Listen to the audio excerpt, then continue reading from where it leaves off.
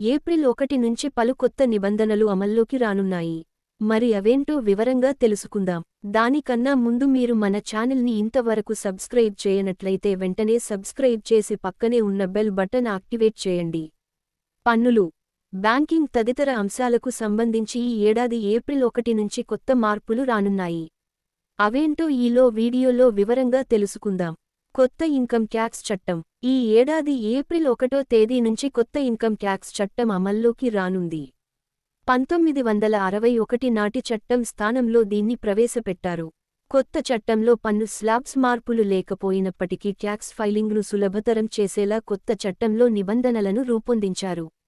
మునుపటి financial year, assessment ఇయర్ల స్థానంలో tax ఇయర్ను ప్రవేశపెట్టారు. HSA benefits. మరో 4 నగరాలకు హౌజ్ రెంట్ అలవెన్స్ హెచ్ఎస్ఏ కింద 50% పన్ను మినహాయింపు, బేసిక్ శాలరీలో పొందే సౌకర్యం మరో 4 నగరాలకు విస్తరించారు. ఢిల్లీ, ముంబై, కోల్కతా, చెన్నైలతో పాటు హైదరాబాద్, పుణె, అహ్మదాబాద్, బెంగళూరు నగరాలకు విస్తరించేలా మార్పులు చేశారు. కొత్త లేబర్ కోడ్. ఇక తాజా లేబర్ కోడ్ ప్రకారం సిటిసిలో బేసిక్ శాలరీ వాటా కనీసం 50%గా ఉండాలి.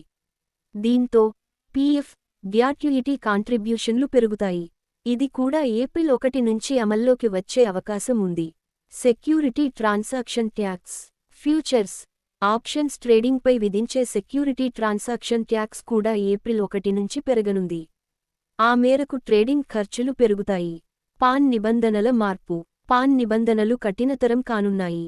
గతంలో పాన్ కార్డు పొందేందుకు ఆధార్ కార్డు సరిపోయేది.